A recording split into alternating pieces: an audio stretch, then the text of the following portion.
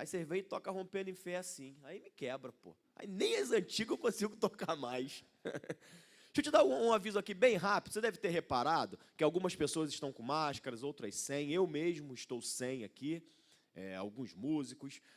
Quando a gente recebeu a orientação do prefeito de São João de Meriti, nos recomendando a usar máscara em lugares fechados, até porque estava tendo um aumento no índice de casos da Covid, nós repassamos essa recomendação para a igreja. Tá? Mas a recomendação ela não é uma obrigação. Por isso que eu quero que você entenda que você não é obrigado a vir de máscara para a igreja. Tá? A gente recomenda que você faça isso, principalmente se você tiver com a tua imunidade baixa, se você tiver com algum receio, pô, pastor, lá está fechado, tal, eu não quero correr o risco, então você coloca a sua máscara. Tá? Agora, se você fala, pastor, eu estou tranquilo, estou bem, não vejo necessidade. É uma avaliação que você vai fazer. É uma autoavaliação, tá? Então, assim, não existe uma obrigatoriedade de colocar máscara. Existe uma recomendação se você quiser. Se você não quiser, você não precisa, tá bom? Só para que você entenda que às vezes você está aí agora com a máscara, achando que é obrigatório, e fala, pô, mas o pastor não está usando. É por isso, porque a gente não é o trabalho. O Glaucio falou sobre a questão das ofertas, da generosidade. Eu também comecei a falar um pouco disso no domingo retrasado. E eu queria terminar hoje. Eu estava falando sobre 3 coisas, que hoje eu termino, se Deus quiser. 10 horas, tenho tempo. 3 coisas, que é o dízimo, ofertas e as esmolas, que é uma coisa que a gente fala muito pouco e que eu falei nesse domingo retrasado. Se você não ouviu, não aprendeu sobre isso, entra lá no YouTube, no canal da nossa igreja, veja, aprenda, tenho certeza que vai te abençoar muito. Só que eu não consegui falar, cheguei a falar das esmolas e das ofertas, mas a parte do dízimo eu não falei muito. Deixa eu só te lembrar e te situar, e eu vou continuar falando a partir desse ponto. Nós vimos que quando a gente fala de dízimo, estamos nos referindo à 10ª parte de nossos recursos, da nossa renda, e a gente apresenta isso ao Senhor com um objetivo. Qual é o objetivo? Que haja mantimento na casa do Senhor. E esse mantimento é o sustento do funcionamento da igreja. O dízimo tem esse propósito, tem essa função. Então, sempre que eu falo de dízimo, eu falo no contexto de igreja. Para quem não estava aqui, quem estava pode ir falando comigo, pode interagir, não tem problema não. Mas o dízimo, eu sempre falo no contexto de igreja. Então, não faz sentido eu falar assim, ó, vou dizimar, ou seja, eu vou pegar 10% da minha renda e eu vou fazer o seguinte, ó, vou pegar desses 10%, eu vou dar 4 para essa instituição de caridade, vou dar 2 para aquela outra, esses outros 3 eu vou dar para essa igreja que está mais pobrinha e para aquela outra igreja. Isso não é dízimo. O dízimo a gente traz para a igreja naquela na qual a gente é membro. A gente serve. Por quê? Porque da onde que eu estou pegando o meu sustento? Da onde eu estou usufruindo dos bens? É daquele local. Então, é aquele local que eu dizimo. Eu vou falar mais disso daqui a pouco. Eu estou te situando, tá?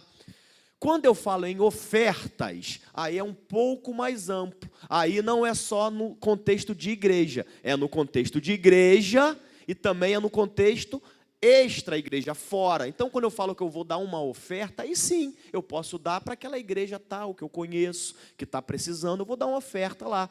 Eu vou ofertar numa instituição de caridade. A oferta não tem um valor estipulado. A oferta, ela pode ser quanto você quiser. Paulo vai dizer que você vai ofertar de acordo com o que você propor, de a gente aprender, é isso, eu já tenho aquele valor estipulado, que é proporcional ao que cada um recebe, então a gente vai poder somar naquela comunidade onde nós vivemos daquela maneira, beleza? Já a oferta eu posso dar na igreja, pode ser uma oferta alçada, que é uma oferta levantada, com um propósito estabelecido, ou não. Né? Por exemplo, nós ofertamos aí, há pouco tempo para a nossa obra, para comprar o drywall tal. Aquilo foi uma oferta já pré-estabelecida. Então, quando você ofertava, você até escrevia obra, construção, drywall, alguma coisa do tipo, porque quando chegava para a gente já separava. Ó, isso daqui é uma oferta específica para esse tipo de coisa. Eu não vou usar esse valor para pagar a luz, não vou usar esse valor para pagar os funcionários, não vou. Esse valor é específico para essa obra. E tem as ofertas também que a gente dá voluntárias, que são ofertas que ela não tem um local destinado. É dado, é colocado aqui, nós administramos de acordo com a necessidade da igreja. E eu posso ofertar tanto aqui dentro, quanto lá fora, como eu já disse. E as esmolas, também falei na semana passada, o contexto dela não é contexto de igreja, é um contexto externo, mas não é para qualquer pessoa. As esmolas é sempre uma oferta, um valor, uma contribuição que eu dou para quem está necessitado, para um pobre, para alguém que está carente. Entende? A gente nunca fala num culto, eu falei isso na semana retrasada, a gente nunca fala, vamos participar agora das esmolas. A gente fala isso? Não, vamos participar dos dízimos e das ofertas, porque as esmolas não têm esse contexto aqui. Tá? Quando a igreja vai abençoar um irmão necessitado, a igreja faz isso até quase como uma obrigação. Eu falo isso na campanha do quilo. Não sei se vocês já repararam, sempre que eu vou falar da campanha do quilo, eu digo que quando a gente ajuda na campanha do quilo, a gente está ajudando um necessitado. Isso daí é mais do que uma obrigação para a gente. A gente não pode estar, eu costumo dizer que a gente não pode estar na nossa casa, almoçando, comendo, jantando, tomando café, sabendo que tem irmãos nossos passando necessidade e a gente não fazer nada em relação a isso. Por isso existe esse ministério da campanha do quilo, que é um ministério no qual cada um ajuda conforme pode, 1 quilo de um negócio, quem pode um pouco mais dá 2, dá 10, dá 30, você dá aquilo ali para que você faça com que aquele irmão que está necessitado possa ter algo com o que se alimentar. Está no contexto de igreja. Agora, no contexto externo, não precisa a pessoa ser crente, você não precisa conhecer, não precisa ser teu amigo. Até veio uma irmã falar comigo, foi muito legal. Ela falou, pastor, teve uma pessoa que de vez em quando aparece na minha casa lá, que as pessoas me falam assim, eu fico com uma vontade de ajudar, mas as pessoas falam, não ajuda não, porque ele vai usar isso aí para o entorpecente, para uma droga, para alguma coisa. Eu falei, irmã, se você souber que a pessoa vai pegar aquele valor para um mau uso, é claro que você não vai dar. Se eu sei que a pessoa vai pegar aquele valor, se eu sei, irmão, se eu acho, se eu desconfio, é porque fala, se eu sei que a pessoa vai pegar aquele valor e vai usar aquele valor para comprar uma droga, alguma coisa, eu não vou contribuir com aquilo, não vou ajudar aquilo, eu vou fazer de outra maneira. Está com fome? Calma aí, eu vou lá dentro, pego alguma coisa, pego um alimento, pego um biscoito, eu faço de uma forma diferente, se eu sei. Mas na maioria das vezes, para não dizer em 100% dos casos, a gente quer ser avarento, não quer dar e quer arrumar uma desculpa. Na maioria das vezes é isso. Você quer arrumar uma desculpa, você fala, mas esse camarada aí está com fome, nada. Mas como é que você sabe? Você é ele? Quer nada, vai usar o dinheiro para aquilo. É você querendo comprar a tua consciência para não dar. Na maioria das vezes. Então você precisa sondar o teu coração. Porque como você não conhece a pessoa, por que você está dizendo que é aquilo que ela vai fazer, aquele uso ou não? E de mais a mais, a tua responsabilidade termina quando você ajuda. Dali para frente, a responsabilidade passou a ser de quem? Da pessoa. Então aí vem o terceiro ponto. Nós temos o Espírito Santo habitando onde, irmão? Aqui dentro. Eu falei com a irmã, se você está com inclinação para fazer isso, faz. Faz. Independente do que vai acontecer. Por quê? Porque já é o Espírito Santo falando contigo, olha só, faça, vai nesse caminho. Porque o Espírito Santo sabe daquilo que a gente não sabe.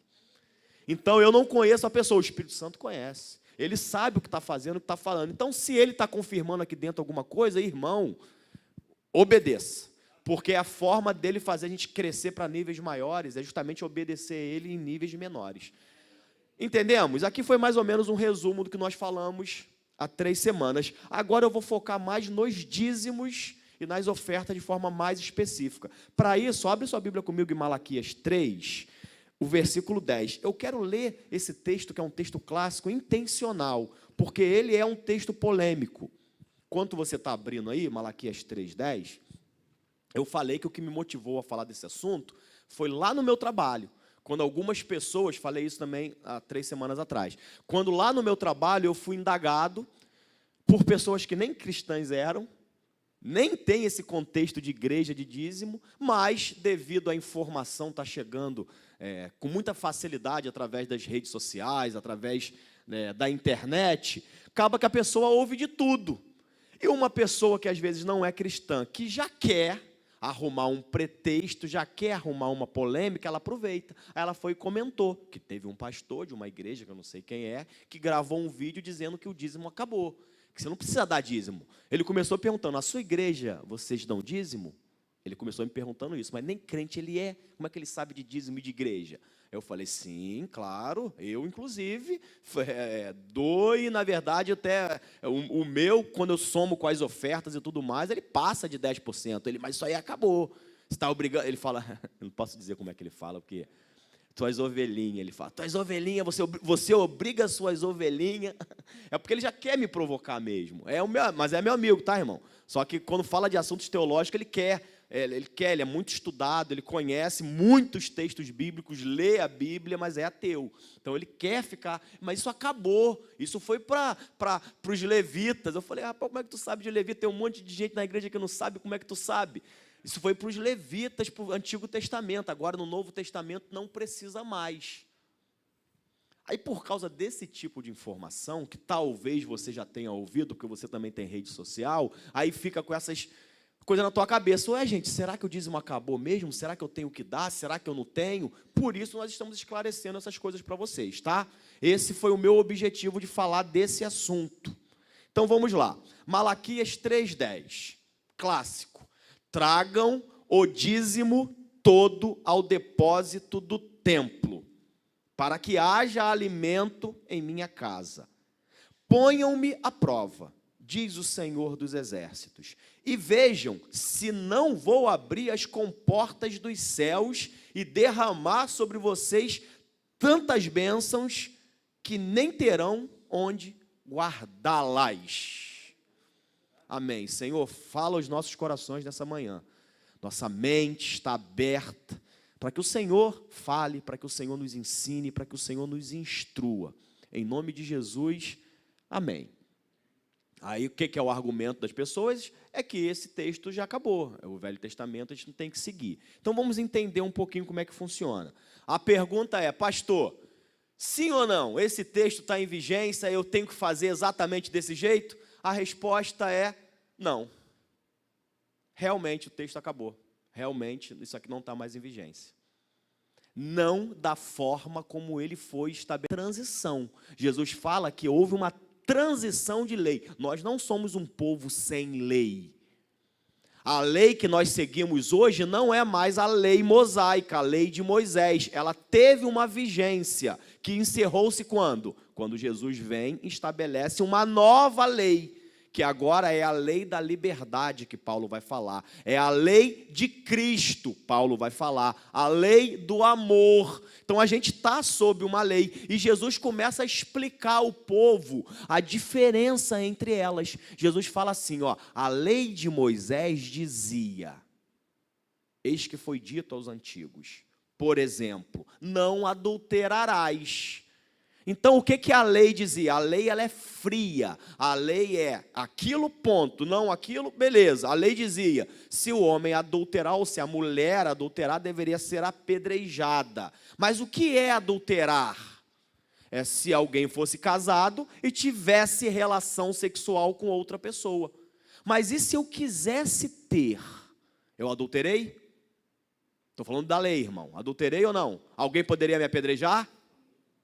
Pela lei, não poderia me apedrejar. E se a pessoa passasse, eu cobiçasse, eu desejasse, eu cantasse, eu flertasse, eu oferecesse dinheiro, mas eu não consumasse, ou seja, não houvesse ali o ato sexual propriamente dito, a lei poderia me apedrejar? Não, porque a lei ou fez ou não fez. Aí Jesus vem, eu porém vos digo. Agora eu vou te apresentar a lei do Novo Testamento. Vou te apresentar qual é a lei da liberdade. Vou mostrar para vocês qual é a minha lei, a lei de Cristo, a lei do amor. Se você olhar para essa mulher com uma intenção pura no coração, você já cometeu adultério com ela. Ficou difícil agora, hein, Jesus? Olha a diferença, percebe a diferença de uma lei e a aplicação do princípio dela? Eu poderia ficar aqui a manhã inteira falando para vocês o sermão da montanha, Jesus comparando as leis, mostrando que agora, a gente não ficou sem lei, mas agora a lei é tida de uma forma diferente do que era naquela ocasião. Vou dar só mais um exemplo. Jesus está diante de uma mulher adúltera, que havia cometido, ela foi pega em flagrante, ou seja, de fato o ato foi consumado, e os religiosos botam ela aqui e falam, devemos apedrejar. Só que eles viram ali uma oportunidade de botar Jesus à prova, de botar Jesus contra a lei, ou de fazê-lo estar diante de uma situação ali, no mínimo, desajeitosa, vamos dizer assim. E fala, e aí, mestre, a lei de Moisés diz que ela deve ser apedrejada. A lei dizia isso ou não, irmão? Era verdade ou não? Era verdade, deveria ser. A lei, em outras palavras, aprovava a pena de morte. Em outras palavras, era isso. É isso que tinha que ter. A lei era isso. Aí Jesus vem e mostra a lei do amor, mostra a lei de Cristo, dele, mostra a lei da liberdade. O que Jesus fala? Se algum dentre vós não tiver cometido pecado, que lance a primeira pedra. Em outras palavras, Jesus, embora ela de acordo com a legislação, ela é digna de uma pena de morte, todavia eu digo que ela precisa ser perdoada. Essa é a lei do amor. Jesus fala, vocês estão querendo punir essa mulher por um crime, né, por uma coisa que ela fez, mas vocês fizeram um monte de coisa semelhante a essa, ou pior, mas vocês fizeram. Vocês acham que vocês têm essa... Sabe o que eu acho engraçado? Todo mundo foi saindo, a Bíblia especifica assim, ó, do mais velho ao mais novo. Eu acho muito legal isso. O mais velho olhou e falou, caramba, de todo mundo que está aqui, com certeza eu fui o que mais errei. Isso foi saindo. Mas uma pessoa ficou. Quem ficou? A mulher, né? E Jesus. Jesus ficou, Jesus não saiu. Ele falou, lance a primeira pedra que não tiver pecado. Todo mundo saiu. Jesus não tinha pecado. Aí que vem o grande segredo. Jesus não tinha pecado. A pergunta é, ele podia ou não tacar pedra nela? Podia. Jesus podia pegar a pedra e falar, a lei me autoriza, é isso que eu vou fazer. Mulher, você errou. Aí Jesus fala para ela, cadê os seus acusadores? Eu, todavia, também não te acuso. Vá e não peques mais. Em outras palavras, Jesus, eu posso te acusar, eu posso te lançar pedra, eu posso fazer isso, mas eu também não vou fazer, porque tem uma lei nova vigorando, tem agora a lei do amor, tem uma lei diferente. Então, vocês estão percebendo, irmão? Eu não vou dar mais exemplos, porque são tantos exemplos que eu poderia dar. A gente pega ali Mateus, ali nos capítulos iniciais, até o capítulo 7, é Jesus falando isso o tempo todo. Eis que foi dito aos antigos, eis que eu vos dito. Eis que foi dito aos antigos, eis que eu vos dito. Comparando as leis. Então, nós não somos um povo sem lei. Entende isso? Isso tem que estar muito enraizado aqui. A diferença é que, antigamente, a lei estava escrita aonde? Em pedras, você tinha a lei escrita. Aí Jesus fala que quando ele viesse e mandasse o Consolador, as leis estariam aonde? No nosso coração. Ao ponto dele falar, você não precisa mais que ninguém vos ensine nada, porque ele, o Consolador, quando vier, ele ensinará todas as coisas. Então a gente tem o Espírito Santo agora para nos guiar, para nos mostrar. Porque eu vou falar de dízimo, eu vou falar, mas eu preciso que você entenda essas coisas antes. Eu preciso que você entenda mais uma coisa. Paulo vai dizer que nós, agora, não sei se foi Paulo ou se foi o autor aos Hebreus, ou se Paulo é o autor aos Hebreus, agora eu me confundi, mas está no Novo Testamento, que nós estamos vivendo hoje em melhores promessas, porque estamos numa melhor aliança. Então agora, no Novo Testamento, em comparação ao Antigo Testamento, onde vigorava a lei mosaica, nós temos promessas melhores. E nós também, além de termos promessas melhores, estamos sob uma melhor aliança.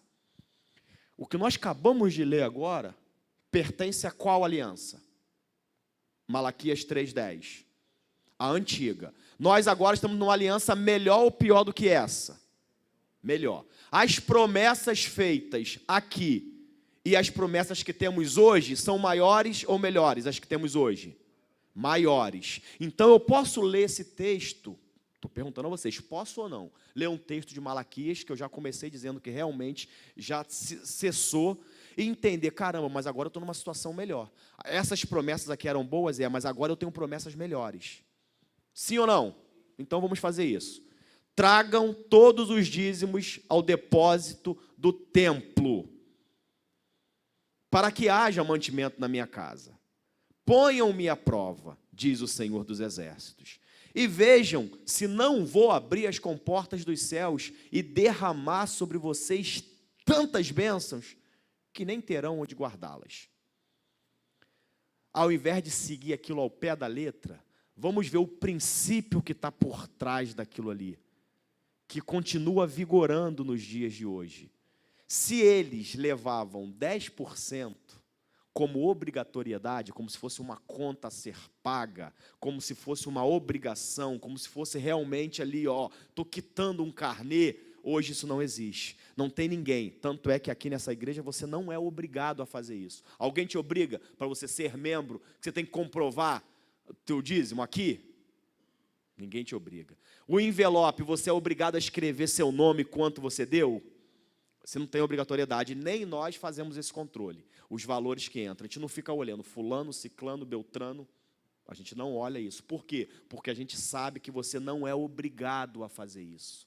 Por isso nós estamos te ensinando como que isso acontece. Então, se aqui, aquele povo era obrigado a dar 10%, eu digo que na nova aliança nós temos que dar, sem sermos obrigados, voluntariamente, no mínimo 10%. Olha como o negócio apertou um pouco mais. Entenda o princípio. Eu estou tentando passar para você algo que não é objetivo, mas algo subjetivo, algo que o Espírito Santo vai ministrando no seu coração. Se eles estão numa aliança pior e eram obrigados a dar 10%, nós estamos numa aliança melhor, eu dou voluntariamente, mais do que isso, que eu não quero me igualar a eles. E de fato, se você pegar o teu dízimo e as tuas ofertas, sempre passa de 10%. Na minha planilha lá, se não tiver no mínimo lá 13%, 14%, eu fico incomodado. Eu falei, ofertei pouco esse mês, porque eu quero que aquilo tenha mais. Então, o princípio, ele continua sendo vigorado, mas eu vou além do princípio, é claro, porque falando só de princípio, você pode dizer, pastor, dependendo da eloquência de quem está falando aí, ele vai falar o que ele quiser. Eu preciso de algo concreto no Novo Testamento. Então, abre comigo, Hebreus capítulo 7, vamos ler a partir do verso 1.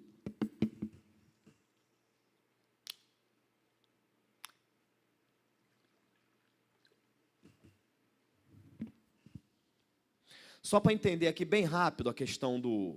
Vai abrindo aí, a questão dos dízimos, da instituição, que a gente nunca fala disso, porque até para alguns é chato, tal, mas é importante falar.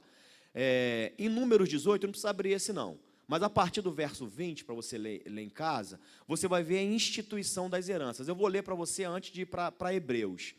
Porque isso é chato, mas a igreja precisa aprender isso, para quando as pessoas falarem, vocês não ficarem alienados. Onde que é? Eu nunca vi. Então, você vai saber agora. Como que foi a instituição do dízimo na lei mosaica? Primeiro eu vou comparar com Hebreus daqui a pouco.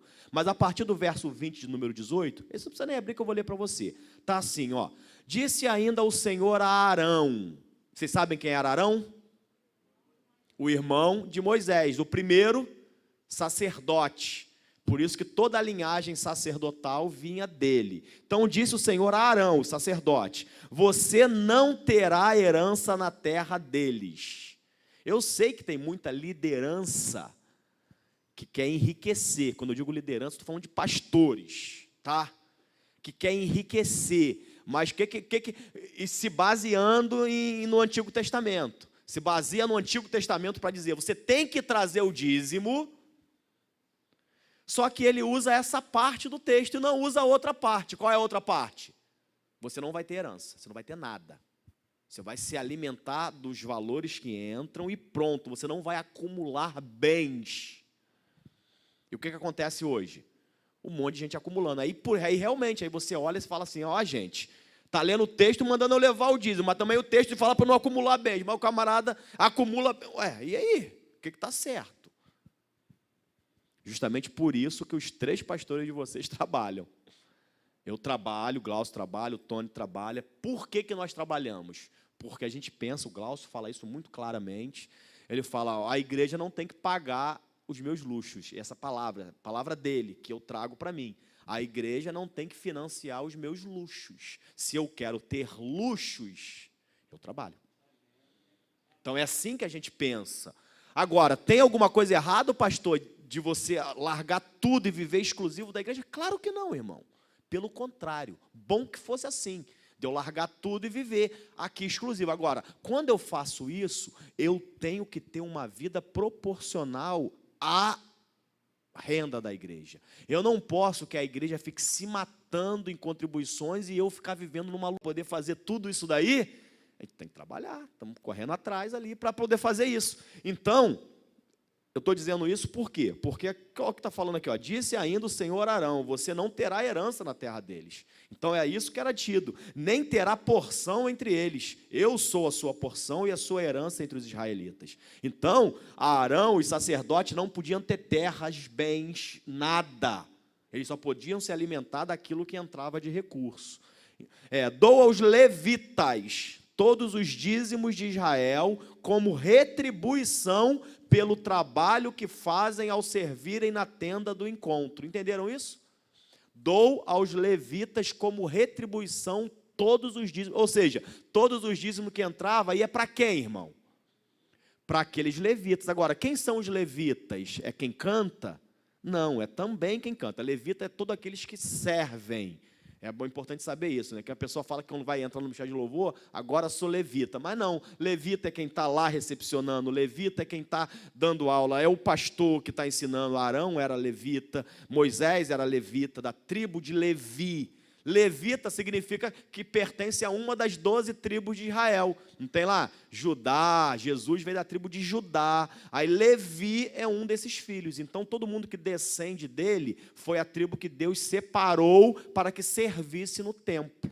Então todos descendentes de Levi, ou era responsável pela música, cantava, eram os sacerdotes, era quem limpava, era quem arrumava, era quem carregava a arca. Equivalente nós hoje aqui a todos os trabalhadores. Então quando a gente tem no final do ano aquele culto dos trabalhadores lá, o encontro, não tem?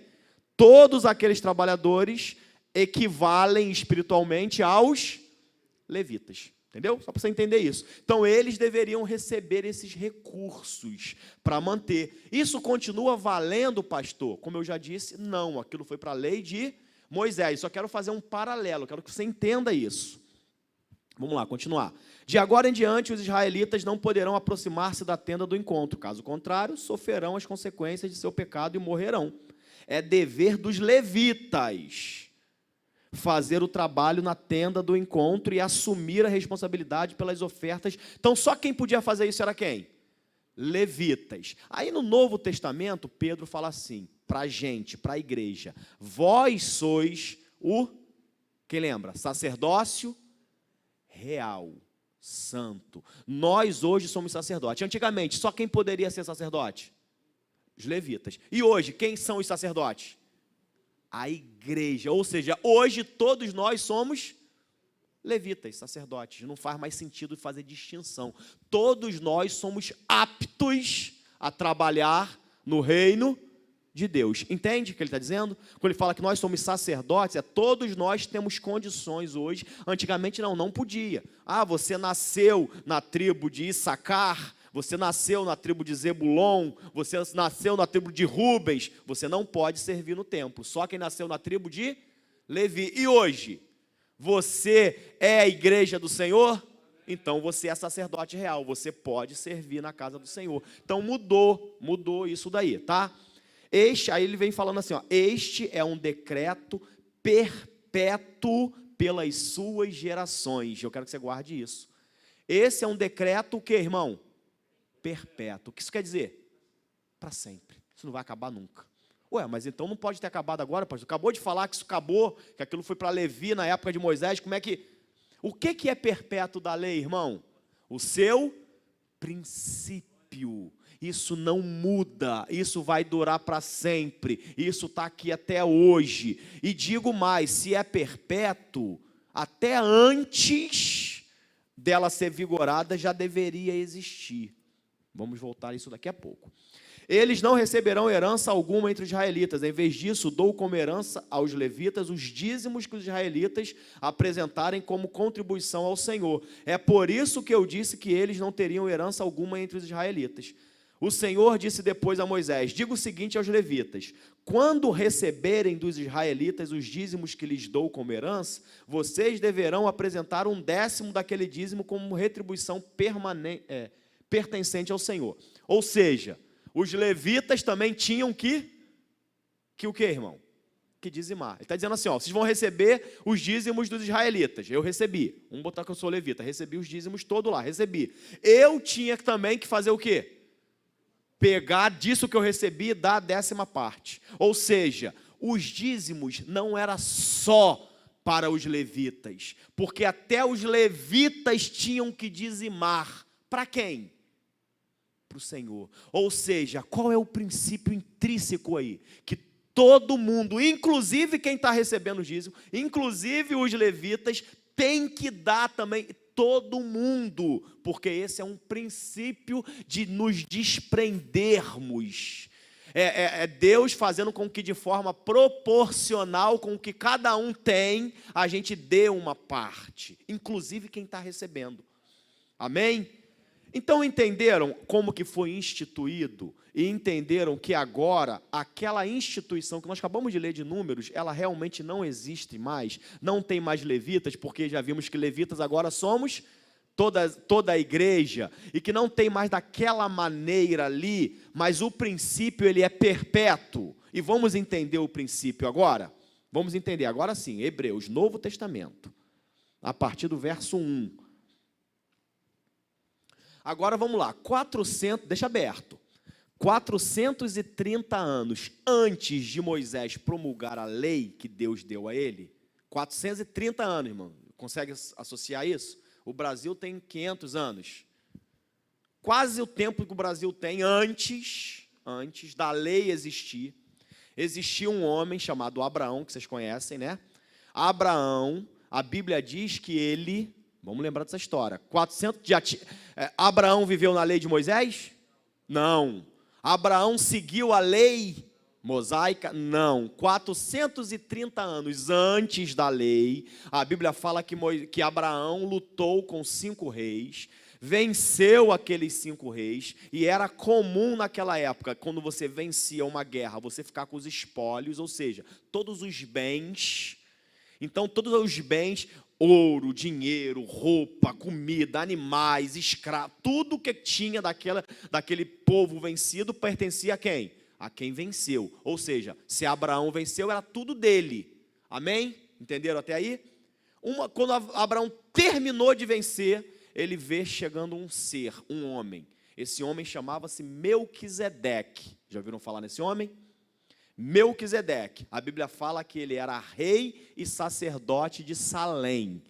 Alguns até acham que esse Salém talvez seja Jerusalém, antes de se tornar Jerusalém lá com Davi, mas não importa. Veio ele. Quando ele vem e Abraão olha, Abraão reconhece uma autoridade espiritual nele. Abraão reconhece que ele era sacerdote do Deus Altíssimo, ou seja, do nosso Deus. Então Abraão reconhece. Quando Abraão reconhece que ele está diante de um sacerdote de Deus, o que Abraão faz? Quem lembra? Dá o dízimo. Abraão fala, estou diante de um sacerdote de Deus. Pega 10% de tudo que ele havia conquistado e entrega. Melquisedeque pegou aquele dinheiro, porque ele só foi para isso. Você não vê Melquisedeque falando nada. Ele só foi lá. Abraão venceu? Então eu vou lá pegar minha parte. Foi lá, pegou a parte dele e foi embora. Eu costumo dizer que Melquisedeque não tinha problema nenhum em lidar com o dinheiro. Melquisedeque não tinha o rabo preso. Desculpa pelo termo. Ele não tinha esse problema. Ele fala, isso aqui é um direito, isso aqui é um dever. Abraão sabe, ele é um homem de Deus e ponto. Ele não tinha medo de falar. A gente está falando de dízimo com vocês de forma muito aberta e clara, porque isso não é um problema para a gente. A gente está falando isso porque é um ensinamento que você precisa ter. Você precisa saber. Mas tem gente que não... Se tem pessoas, tem muito pastor ladrão. Até antagonismo isso, né? Falar que o pastor é ladrão. Não, ou é pastor ou é ladrão, pode ser os dois, né? Mas tem. Não vou negar que não tenha, não. O que eu vou te falar? Não é porque você tem maus exemplos aí fora, no meio eclesiástico, que você vai errar também. Não é porque eu tenho pessoas errando que eu vou errar também por ser negligente naquilo que é minha obrigação. Saia desse lugar. Se você tem uma constatação que ali tem um problema, saia dali, vai para um lugar que não tenha. Pronto, e resolve. Agora, não pode você ficar querendo justificar um erro por causa de erros de outros. Isso é que não pode. Então, Melquisedeque vai lá e recebe o que era dele mesmo devido, e ponto, pegou e saiu, e ponto final. E a Bíblia vai repetir depois, Isaac fazendo a mesma coisa e Jacó fazendo a mesma coisa, mostrando que os patriarcas antes da lei já dizimavam, porque eles entendiam o princípio. Aí quando chega Moisés, vamos entender, irmão, vamos mais fundo, né? Vamos mais fundo. Quem foi o primeiro casal? Adão e Eva, que geraram 2 filhos. O que esses filhos fizeram registrado na Bíblia? Quando tiveram posses, quando tiveram recursos, eles ofertaram, eles apresentaram a quem? Isso é um princípio que sempre teve, irmão. Abraão, Isaac e Jacó só reproduziram algo. Aí quando chega Moisés, que começou a ter uma instituição eclesiástica, eu sei que não faz sentido falar de igreja eclesiástica naquela época, porque aquilo era uma coisa mais universal ali, né? Mas quando começa a instituir o templo, quando começa a instituir trabalhadores, quando você começa a pegar pessoas que não tinham isso na época de Abraão, de Isaac e de Jacó. Amém? Então agora você tem uma instituição, você tem um local, você tem um templo, você tem um tabernáculo. Aí Moisés precisou regulamentar aquilo. Deus usa Moisés para regulamentar, porque agora, diferentemente da época de Abraão, Isaac e Jacó, eu tenho essa instituição. Então, vamos fazer o seguinte, o povo de Israel vai ter uma galera que não vai ter terras, essa galera vai ficar cuidando exclusivamente dos serviços de Deus, e os outros 11 vão retribuir financeiramente com 10%, para que essa galera aqui consiga viver bem. Então, Moisés institui algo que já existia. É isso que eu quero que você entenda. Moisés instituiu algo que já existia.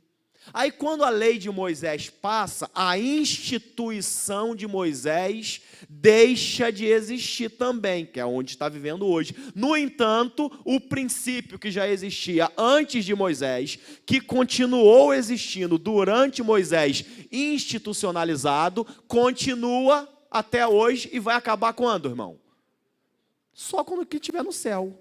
Que aí vai mudar o foco todo, a nossa retribuição, o nosso dízimo vai ser não vai ser mais dízimo, vai ser 100% de dedicação à nossa vida sendo dele. Mas o princípio era antes, o princípio ficou durante e o princípio segue-se depois. Agora eu quero que você entenda que isso estava tão claro na mente do autor aos Hebreus. O autor aos Hebreus, ele escreveu essa carta, Jesus já havia vindo, morrido e ressuscitado, amém? Jesus já estava na glória, ou seja, a nova aliança já havia sido instituída. Então, olha como que o autor aos Hebreus encara toda essa história que eu falei. Deixa eu olhar o tempo, dá para a gente avançar. Vamos ler a partir do verso 1, que aí também a gente vai pegando também toda essa informação contextualizada. Eu acho que isso vai ser bom para a gente. Diz assim, esse Melquisedeque, a gente só vai entender melhor Melquisedeque no Novo Testamento. Esse Melquisedeque, rei de Salém e sacerdote do Deus Altíssimo, por isso que Abraão deu 10% para ele, encontrou-se com Abraão quando este voltava, depois de derrotar os reis, e o abençoou. E Abraão lhe deu o dízimo de tudo. Em primeiro lugar, seu nome significa rei de justiça, que é Melquisedeque. Depois, rei de Salém, que quer dizer rei de paz. Sem pai, sem mãe, sem genealogia, sem princípio de dias, nem fim de vida, feito semelhante ao Filho de Deus, ele permanece sacerdote para sempre. Considerem a grandeza desse homem. Até mesmo o patriarca Abraão lhe deu o dízimo dos despojos. Beleza. A lei requer que os sacerdotes, dentre os descendentes de Levi, que recebem dízimo do povo, isto é, dos seus irmãos, embora estes sejam descendentes de Abraão, este homem, porém, que não pertencia à linhagem de Levi, recebeu os dízimos de Abraão e abençoou aquele que tinha as promessas. Dá uma pausa. Estão percebendo o autor, qual é o trocadilho do autor? Está dizendo, esse camarada que a gente não sabe de onde veio, não sabe de quem é, ele foi abençoado por Abraão, o nosso patriarca. Abraão, irmão, é o ápice. O orgulho dos judeus é dizer o quê? Que são o quê? Descendentes de Abraão, porque antes de Abraão não fazia sentido falar de hebreus, só faz sentido falar de hebreus depois de Abraão. Então, o povo está ali se orgulhando daquilo. Aí o autor aos hebreus está dizendo assim, ó, mas tem um cara que o nosso pai Abraão se submeteu ao ponto de lhe dizimar, falando que o Melquisedeque estava acima de Abraão. Ele começa a dizer, as pessoas davam dízimo para os seus irmãos, para quem era descendente de Levi, mas o nosso pai Abraão, ele que é o máximo da nossa linhagem, dizimou para esse homem. É isso que ele está dizendo aqui, vamos continuar. Aí ele fala, sem dúvida alguma, o inferior é abençoado pelo superior. Nessa história, quem abençoou quem? Melquisedeque abençoou Abraão, que lhe deu os dízimos. Ele está dizendo que Melquisedeque era superior a Abraão, isso que ele quer dizer. No primeiro caso, muita atenção agora. No primeiro caso, quem recebe, deixa eu ver se está aqui. Aqui fala, os sacerdotes que recebem, tá bom. O meu está assim, deixa parado aí. Os sacerdotes que recebem, no meu está, no primeiro caso, quem recebe, o tempo verbal ali do recebe e recebem, está em qual? Está no presente, no passado, no futuro? Presente. Na minha Bíblia ainda está no presente do indicativo. Que recebe. E não que recebeu. Ou que receberá. Ou que receberá. Mas que recebe. No primeiro caso, quem recebe o dízimo são homens mortais. No outro caso, é aquele de quem se declara que vive. Dá uma parada aí. O autor aos Hebreus encara a questão do dízimo como sendo algo tão comum e atual que ele está falando de algo no presente. Ele já sabia que a lei mosaica tinha passado ou não sabia. Mas quando ele está comparando Melquisedeque com Abraão, ele está dizendo, no primeiro caso, o primeiro caso é Abraão, os que recebem são homens mortais, pessoas. Quem é que recebe dízimo aqui hoje, no presente? Não são pessoas mortais?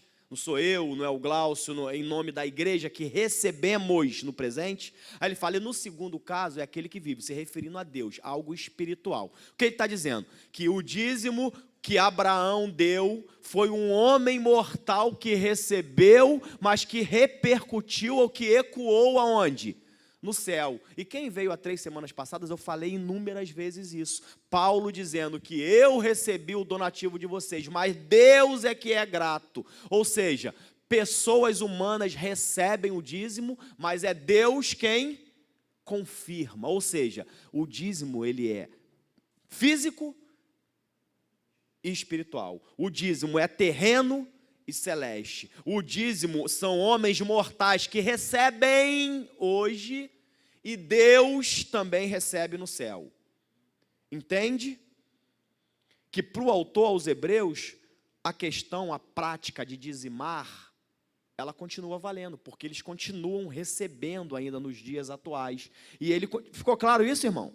Aí ele continua, pode-se dizer que Levi, que recebe os dízimos, entregou-os por meio de Abraão, pois quando Melquisedeque se encontrou com Abraão, Levi ainda estava no corpo de seu antepassado. Se fosse possível alcançar a perfeição por meio do sacerdócio levítico, pois em sua vigência o povo recebeu a lei, por que haveria ainda necessidade de se levantar outro sacerdote segundo a ordem de Melquisedeque e não a de Arão? Pois quando há mudança de sacerdócio, é necessário que haja mudança de lei. Foi o que aconteceu. A lei de Moisés deixou, mas a lei de Cristo passou a vigorar. Então, eu não preciso mais dizimar da forma com que a lei estipulava, mas da forma com que a nova lei estipula, que não existe uma obrigatoriedade a nível de você ter que registrar, mas existe um princípio, é algo que está aqui interno, é isso que ele está dizendo.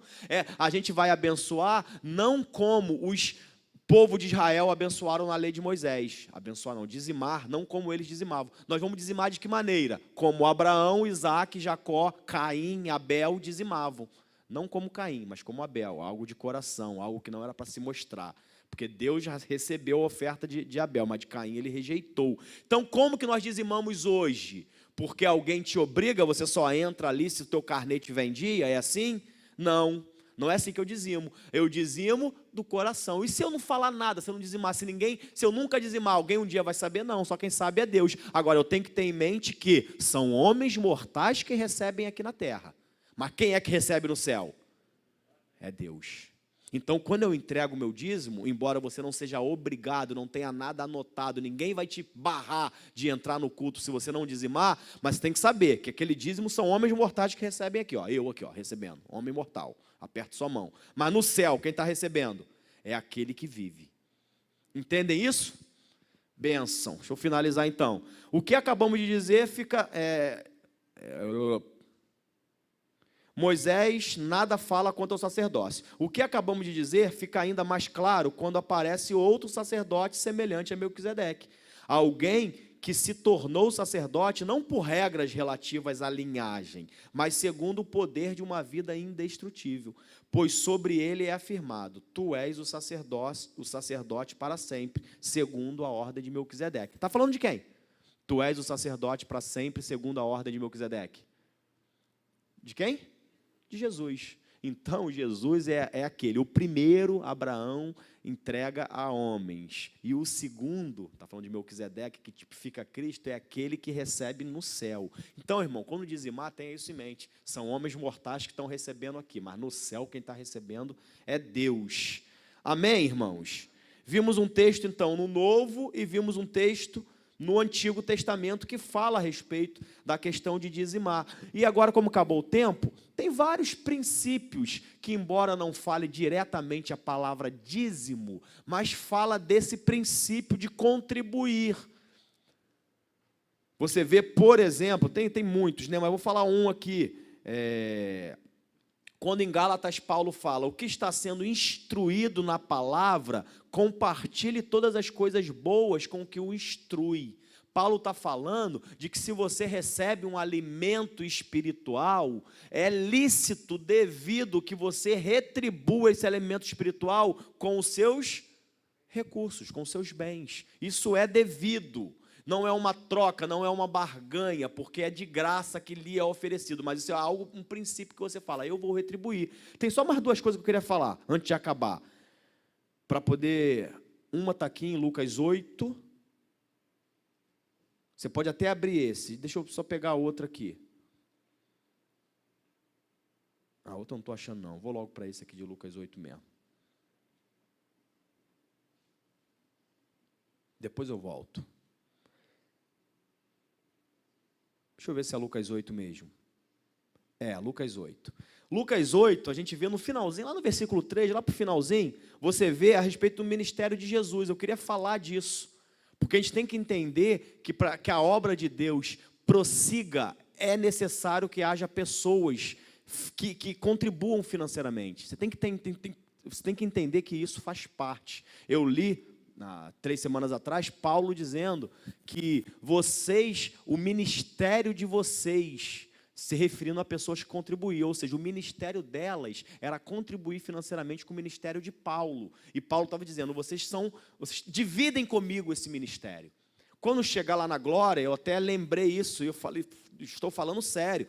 Vão ter pessoas que vão estar recebendo galardões por ter feito coisas, mas falam, mas eu nunca saí mundo afora para pregar o evangelho. Mas quando você contribuiu com o ministério de Paulo, você estava enviando ele, estava sendo participante. E você tem que saber que o próprio Jesus usou isso. A gente fala de Jesus de uma forma muito mística e não entende. Olha o que fala em Lucas 8, a partir do verso 1. Depois disso, Jesus ia passando pelas cidades e povoados, proclamando as boas novas do reino de Deus. Então, o que Jesus fazia, irmão?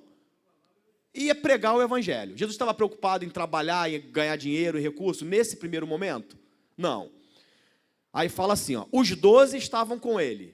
Então, Jesus estava sozinho proclamando o evangelho? Tinha ele mais 12 homens barbados. Total de quanto?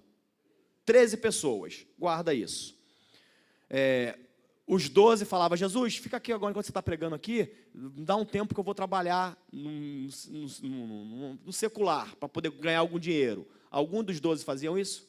Não. Estavam com Jesus o tempo inteiro. Beleza. Aí fala aqui. E também algumas mulheres que haviam sido curadas de espírito malignos e doenças. Aí ele fala o nome de algumas dessas mulheres. Ele fala Maria, chamada Madalena. A história aí, a arqueologia, dizem que essa Maria Madalena era uma mulher importante de um lugar chamado Magdala. Não vou entrar nesse ponto, mas era um lugar de comércio. Provavelmente era uma mulher de muitos recursos, mas não vou entrar nesse mérito, não. De quem havia saído 7 demônios. Aí fala Joana, ele está aqui. Acredita-se que essa Maria Madalena seja mulher de recursos mesmo? Porque parece que Lucas quis só separar as endinheiradas. Lucas não quis, parece, vê se não é. Ele fala, Maria Madalena, Maria de Magdala, aquela cidade lá, próspera, que vendia muitos, isso que ele está dizendo. Aí ele vem e fala, Joana, todo mundo conhece a Joana, né? Ele dizendo, mulher de Cusa, administrador da casa de Herodes.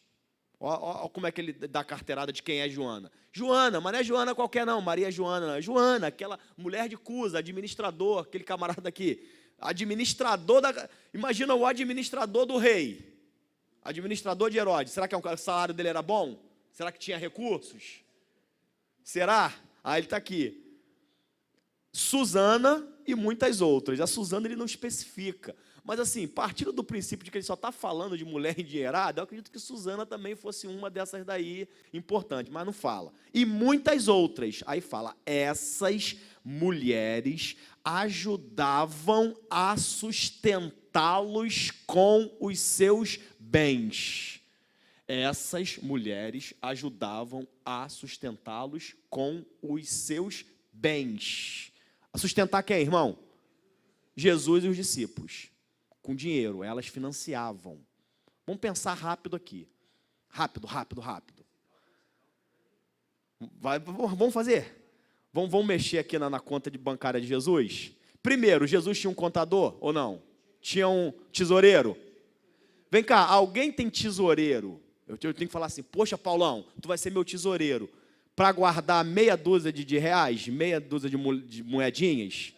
Você chama um tesoureiro para cuidar do dinheiro por quê, irmão? Porque tem que ter dinheiro para cuidar. Ou não? Dentre os 13, Jesus e os 12, tinha um tesoureiro ali ou não? Quem era? Que depois que ele morre, os discípulos, repara, antes da morte de Judas, sempre falava Judas, Iscariote, Judas. Depois que ele morre é sempre Judas, o traidor e ladrão. Repara, antes dele morrer só falava Judas. Iscariote. Depois que ele morre, é Judas, o traidor e ladrão. Só depois que Judas morreu, que eles foram pegar acesso ao dinheiro, que eles foram perceber que Judas era ladrão. Agora, imagina que tivesse meia dúzia de moedinhas ali e sumisse. Tu perceberia logo, né? Opa, tinha aqui 10 reais, agora só tem 2. Agora, se tiver um dinheiro considerável, irmão, e some ali 100zinho. Tu tem 10 mil, sumiu ali 150. Sumiu. Tu percebe? Não percebe. Faz sentido ou não? Então, vamos lá. Quanto que a gente gasta, quanto que eu, Douglas, gasto para, não estou trabalhando secularmente, para eu tomar um café, comer e jantar? Vou falar só isso, porque eu acho que se eu for mais...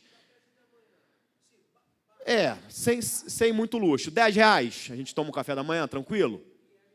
Em Éden toma, 10. Para eu almoçar, botar uma quentinha por baixo. Não vamos botar o cara aí no comer no mocelinho. Vamos botar uma quentinha. 15. Vou jogar uma bebida depois, só para facilitar a minha vida. 15 com 15. Ah, tu vai fazer aí? Ah, então facilitou a minha vida. 10. Mais 20 do almoço e 20. 20 da janta com 20, 10, 50. 60. É absurdo esse dinheiro, eu quero fazer um valor bem sensato. Imagina, eu sou Jesus, estou com 12 discípulos que abandonaram tudo para andar comigo, aí eu preciso tomar um café, acordei, tem que tomar um café da manhã. Aí senta eu na padaria da Jurema, com os 12 discípulos e tomo um café. Então, vai ficar muito dinheiro. Eu quero, vai faltar nessa conta aonde eles dormiam, vai faltar nessa conta as ofertas que dava. Lembra quando Jesus estava com a mulher samaritana, que Judas saiu, que Jesus deu uma ordem para Judas lá, e eles acharam que Judas estava indo para na traição dele, que Jesus fala para ele, vá fazer o que você tem que fazer. Os discípulos acharam que Judas estava indo para dar esmola aos pobres. Ou seja, fora a hospedagem, fora as esmolas que eram dadas aos pobres, fora os impostos, porque eles eram cobrados imposto. Jesus, inclusive, quando precisava, estou sem dinheiro, cadê Judas com dinheiro, pesca um peixe, tira da boca dele lá. Então, assim, Jesus não tinha problema com dinheiro. Mas vamos desconsiderar, vamos botar só comida. Só comida. Estamos em quanto? Nós temos que falar para eles primeiro. Então, nós botamos R$10 de café da manhã, 20 de almoço, 20 de janta. Não estou considerando o café da tarde. Não. 50, bota 50, tá bom. Sem café da tarde, porque aí compensa um pouquinho, às vezes vai na casa de alguém fala, almoça aqui comigo, então vamos botar 50. Isso por dia para quantas pessoas? Para uma pessoa, R$50 para uma pessoa. Temos que multiplicar por quanto? 13. R$650 para eles comerem por quanto tempo? Para um dia. Só que o mês tem... Multiplica por 30. Não, 12 não. 19.500, vamos guardar por mês. Jesus, só para comer, com os seus discípulos, sem precisar fazer nada, ele precisava ter uma renda de R$19.500. Isso não é absurdo, não. É porque a gente faz a nossa comida, a gente está em casa, a gente, faz lá o almoço, joga água no feijão. Eles não tinham casa para... Vamos parar agora para a gente fazer a comida. Eles não faziam, eles tinham que comer fora. Eles tinham que parar nas hospedagens para dormir muitas das vezes. Então, é aproximadamente R$20.000 que eles tinham que ter por mês para manter o ministério deles. Porque não é um homem sozinho, são 13 homens. Está conseguindo contar, irmão? Então, Jesus precisava, no ministério dele, para se manter, pelo menos por mês, R$20.000. Sem dar oferta para ninguém, sem contar com hospedagem, sem contar com imposto, sem contar com nada. Quem que financiava isso? Nós já vimos pelo menos uma galera. Você tinha ali uma galera que financiava isso daí. Como que isso é feito? Do nada, através da generosidade com os dízimos e as ofertas. Isso não é problema nenhum. Jesus não tinha problema nenhum com isso, assim como Paulo não tinha problema nenhum. Então, isso é uma coisa normal e comum. Isso é devido. E quando estiver lá no céu, você vai ver Suzana lá cheia de galardão lá. Tu fiquei, isso, mulher? Tá tirando onda, né? Eu simplesmente participei do ministério de Jesus. Aí vai estar lá a galera que participou do ministério de Paulo, dizendo, poxa aí, ela tá melhor do que a gente. Faz parte, né? E assim vai indo. Eu lembro de uma história, Glaucio, daquele maior evangelista que faleceu na década agora de Billy Graham. Eu acho que foi real essa história, que foi num documentário dele, que eu vi dele, dizendo de um camarada que sempre que podia, sentava lá no auditório lá das pregações do Billy Graham e assistia, tal, botava na época lá, ele tinha um chapéuzão dele lá, ficava lá e via as pessoas trabalhando, e perguntaram a esse cara uma vez, o que ele tinha feito para o progresso do reino de Deus, como que ele contribuía, qual era o papel dele no ministério de Deus em si. Aí a resposta dele, não, eu já estou aposentado, eu quase não saio, eu não estou parado aqui mais, só fico ouvindo agora. O meu ministério mesmo, assim, o que eu fiz mesmo foi que eu ganhei aquele cara ali para Jesus. Ó. Aí apontou para o Billy Graham. Cara, ele ganhou o Billy Graham para Jesus e Billy Graham ganhou o mundo todo quase. Olha que beleza. Imagina se eu tivesse, na época de Paulo, pregado para Paulo. Imagina se eu tivesse o privilégio de falar, Que você se aposentou, Douglas? Me aposentei, não quero fazer mais nada, meu galardão está gordo. Por quê? Porque eu ganhei aquele cara para Jesus, aquele ali, Paulo, e ele pregou para o mundo inteiro. Então, o cara foi esse. Então, o nosso papel, muitas das vezes, não é ir, mas é fazer com que pessoas vá. Então, muitas das vezes, eu não faço diretamente uma coisa, mas eu promovo meios para que aquilo seja feito. Então, esse é o princípio, esse é o motivo dos dízimos e das ofertas. E o último, para acabar, acabei mesmo, não vou nem ler. Esse você conhece. Jesus precisava pregar o evangelho, estava escolhendo os seus discípulos ainda, no iniciozinho do seu ministério. Aí Jesus começou a ver uma multidão se aglomerando do lado dele, ele precisava falar para aquela multidão, mas não conseguia, ele olha para o lado e vê um barco, vê uma galera chegando. Essa galera estava vindo de uma noite inteira de pescaria. Não sei se você já pescou, eu sou lobo do mar, estou acostumado. A noite inteira pescando é cansativo, irmão. Tu joga a rede, tu puxa a rede. Agora, quando tu está pescando lá com a tua linha, Paulão, fala para ele, Paulão. Paulão, fala para ele, Paulão.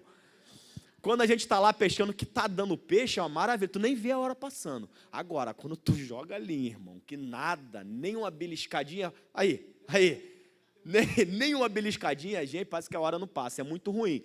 Então, Pedro e aquela galera que estava vindo no barco, tinha pescado a noite inteira e nada. Eles estão voltando, animadão. Lembra que aquele ali era o trabalho deles, tá? Lembra que não é igual Paulo, não é que ia para brincar, não. Que paga R$150, R$200 para ir pescar e o que pega de peixe não dá nem 15. Isso daí não é... né, a galera... Eles não, era o trabalho, era o meio de vida. Eles estão voltando cansados, desanimados, não pegaram nada para suprir a sua família. E Jesus, justamente nesse momento, precisava pregar para a multidão, estava reunindo os discípulos dele e vê o barquinho chegando. Aí Jesus vê que ali era um bom lugar para ele entrar no barco, se afastar um pouco, ficar numa distância tal que ele conseguia ensinar a multidão. E é o que Jesus fez. Jesus entra no barco. Mas o barco era o que de Pedro mesmo? Era o trabalho de Pedro. Aquela não era uma lancha de passeio, de lazer, era fonte de trabalho. Então, ele tinha trabalhado a noite inteira e não tinha conseguido nada. Ele entra e Jesus começa ali a ensinar, começa a falar para aquela multidão. Imagina você, depois de uma noite inteira de trabalho, ficar sentado ali. Aí está Pedro ali, sentado junto com os outros discípulos, ouvindo Jesus. A fé vem de que maneira? Ouvir. A fé vem de ouvir. Agora imagina que tu é Pedro e está ouvindo Jesus falando. A fé vem e nasce ali de um jeito, acho que mais acelerado, né? Deve ser. Aí está ali se alimentando também daquilo ao ponto do cansaço dele ficar de lado. Quando Jesus termina de ensinar, ou seja, Jesus usou a ferramenta, o meio de trabalho, usou os recursos de Pedro para ensinar. Quando Jesus termina de ensinar, Pedro não pede nada. Pedro não fala, pô, Jesus, agora que você, poxa, alugou meu tempo. Pedro não interrompe Jesus, pô, está na hora já, eu estou cansado. Pedro deixou Jesus fazer, deixou Jesus usar os recursos dele o quanto Jesus quisesse. Jesus usou. Terminando de usar, Pedro não pede nada. Não fala, Senhor, agora retribui, ajuda aí agora. Agora, pô, fala para a galera aí, agora levantar aí uma oferta aí para ajudar aqui, que a noite inteira... Pedro não fala nada. O próprio Jesus já é a natureza dele. Terminou de falar, cara, eu usei os teus recursos para pregar o evangelho, as boas novas de salvação. Agora eu quero te abençoar.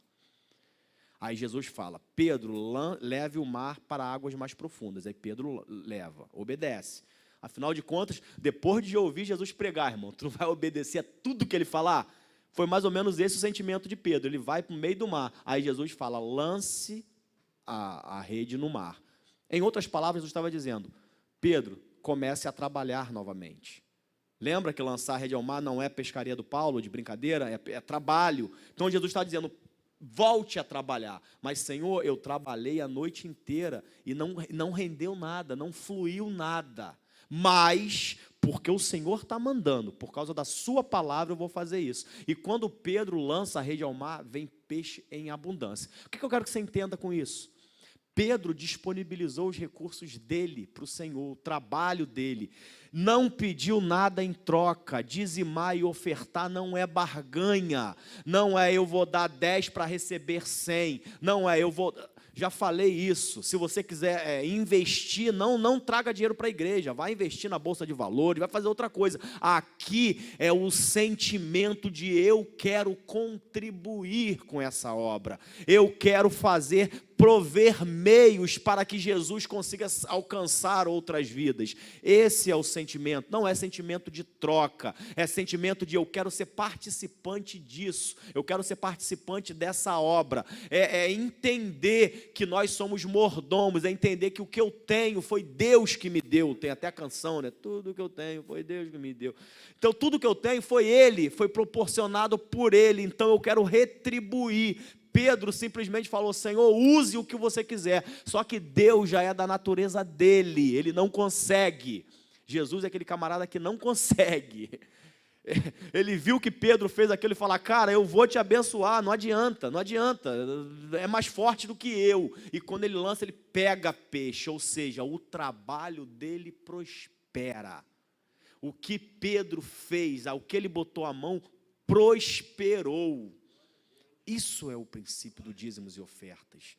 Eu não estou trocando, eu quero ver a obra de Deus crescer. Mas quando eu boto a mão para fazer alguma coisa, prospera.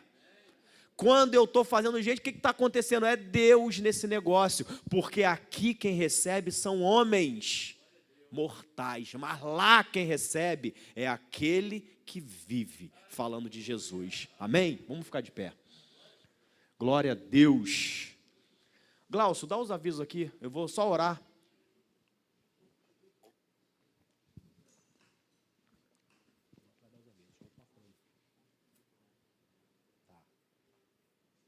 Então, irmão, isso tudo é para que você entenda, quando você ouvir um monte de abobrinha, aí você não deixar isso entrar para o teu coração. Você entenda o que você está fazendo. A gente não está preocupado, a gente fala de dinheiro aqui, vamos falar sempre, vamos ensinar, porque a gente entende que esse é o princípio de Deus para a gente, porque Deus quer te abençoar.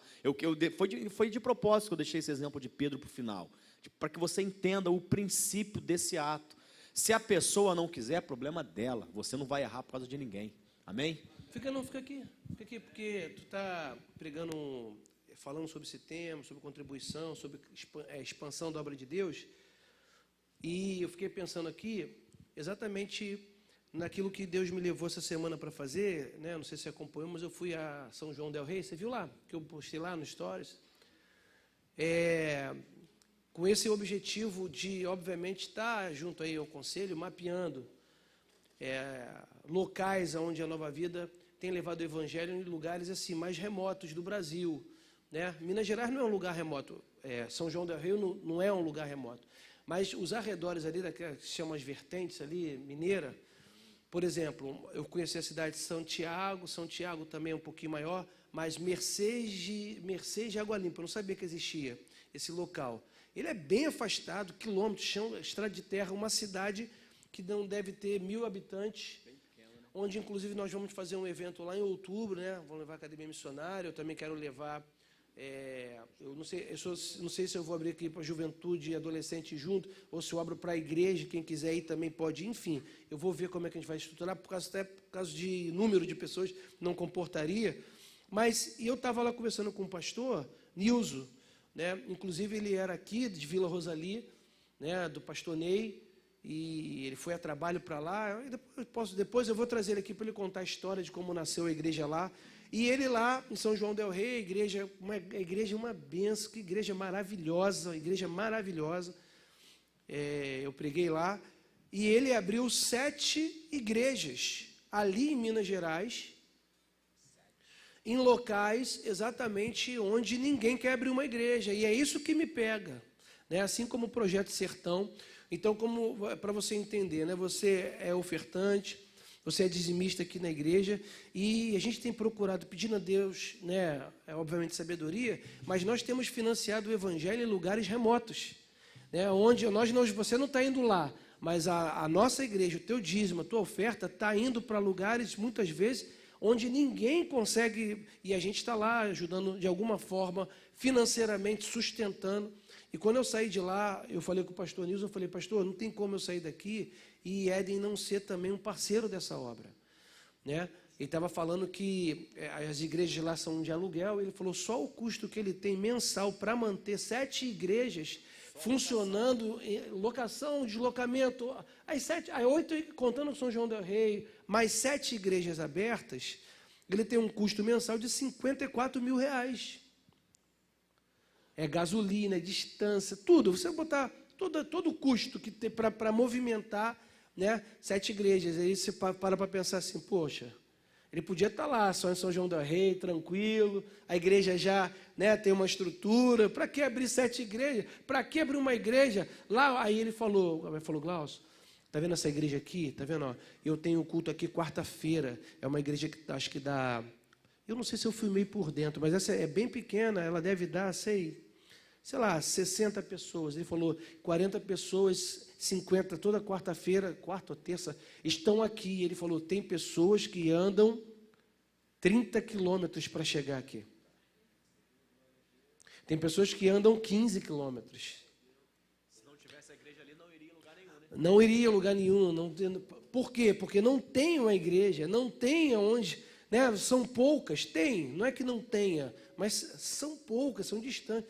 E as pessoas vêm, por quê? Né? Porque um homem levantado por Deus foi no local, teve a inspiração, botou energia, força, dinheiro lá, para que simplesmente, para que aquelas pessoas que não teriam oportunidade de estar adorando a Deus, estejam ali adorando a Deus.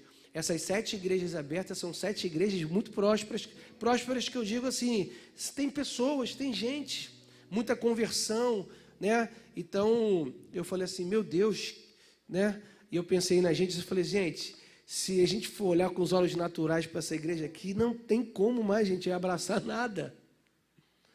Mas eu falei, gente, pela fé, nós vamos abraçar e nós vamos abençoar. Então, que você tenha esse sentimento no teu coração. Quando você dizima, quando você oferta, você é um contribuinte do reino de Deus. Sabe? E eu estou orando em minha oração para Deus aí, Senhor, eu quero que a nossa igreja cresça muito. Eu quero que essa igreja arrecade muito dinheiro, quero mesmo.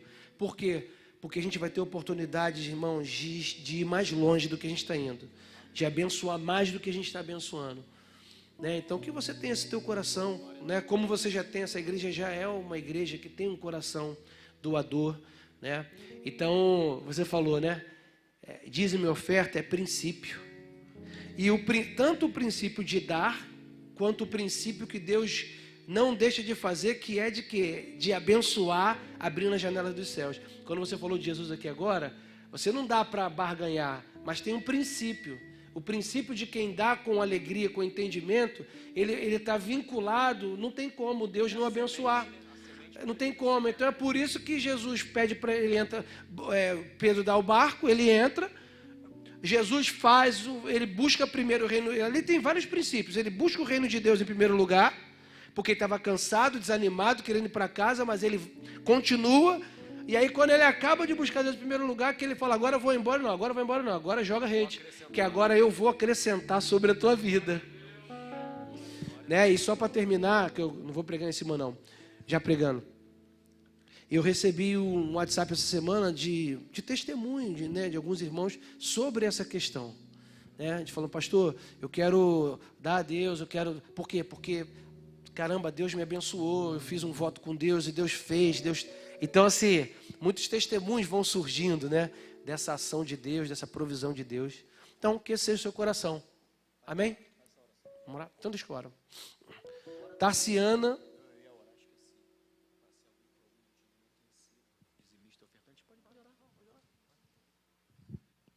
Eu ia fazer uma oração que acabou que eu esqueci. Por nós que estamos aqui, você que está em casa aí nessa transmissão. Como a gente está falando esse mês, é a última semana que a gente vai falar sobre esse assunto, e talvez você tenha negligenciado isso na sua vida, seja por falta de entendimento, seja por falta de planejamento. Quando eu tiver um outro domingo de manhã aqui, eu vou voltar a falar talvez nisso, para se tiver algum empecilho que você não dizima, porque você não está conseguindo planejar a tua vida. Enfim, Mas se você tem negligenciado essa área, você está pecando. Você tem que saber disso. Tem que saber que você está quebrando um princípio. E talvez por isso que o devorador, né? Satanás, o gafanhoto, vários termos que são usados, acaba que prende e não deixa você crescer nessa área. Então eu queria orar justamente para isso. Se você tem negligenciado os dízimos e as ofertas e as esmolas na sua vida, não tem ajudado um necessitado que você poderia ajudar, não tem ofertado, não tem dizimado, para que esse seja um momento para você mudar a tua postura, e essa mudança ocorre aqui, na oração. Ocorre você falando com Deus: Senhor, não sei como, não sei de que maneira, não sei, mas o Senhor é poderoso para me ajudar, para me dar sabedoria, para eu poder mudar essa minha situação. E a partir de hoje, pela fé, eu vou ser diferente nessa área. Eu vou ser ofertante, eu vou ser dizimista, e o outro, na palavra que eu não sei falar, mas eu vou dar esmolas. Amém? Senhor, em nome de Jesus, eu venho orar nessa hora, Pai, pela tua igreja. Orar pelo meu irmão que está ouvindo essa transmissão em casa hoje, ou que vai ouvir no futuro, e que tem negligenciado essa área, Deus, e por causa disso, Senhor, tem abrido brechas, tem sido abertas no sentido do meu irmão não crescer. Em nome de Jesus, que o esclarecimento venha entrar na mente do meu irmão, no coração dele, e que o Senhor venha dar sabedoria, para que a partir de hoje o meu irmão seja um ofertante, um dizimista fiel na tua casa, Deus. E que ele venha desfrutar daquilo que o Senhor falou, daquele princípio de Malaquias 10:3.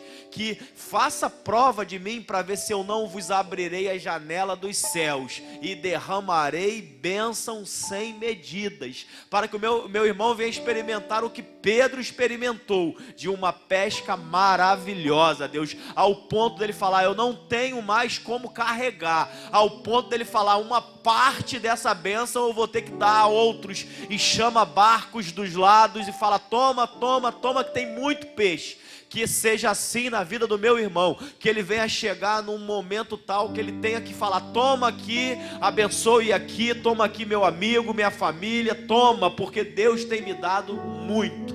Que seja essa uma realidade na vida do meu irmão, depois que ele tomar essa mudança de postura para uma mudança em fidelidade a Ti. Em nome de Jesus, amém.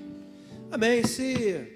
Eu quero aproveitar para você ir pegar o seu dízimo, a sua oferta, você que tem preparado, né, nós vamos receber aqui o seu dízimo, a sua oferta. No final eu vou estar orando pelos pedidos de oração, que nós temos muito. Então é isso, seja fiel a Deus, irmão.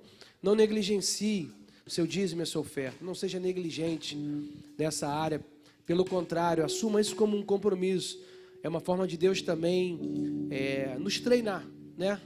Nosso coração, né? A Bíblia diz que onde está o teu tesouro, aí está o teu coração. Então, seja fiel a Deus. Você pode vir, você pode trazer seu dízimo. A gente vai receber aqui das tuas mãos, em nome de Jesus.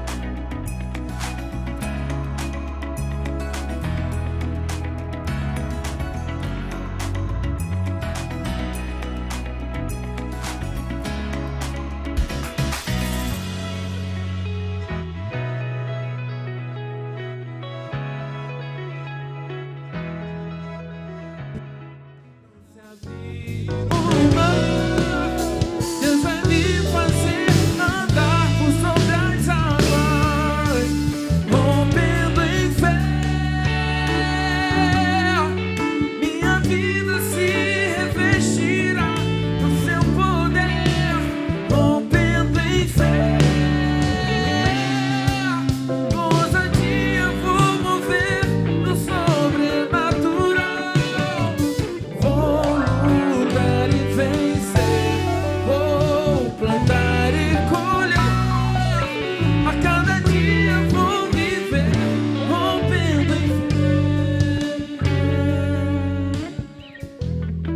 quero aproveitar para fazer alguns pedidos de oração aqui, orar por alguns pedidos.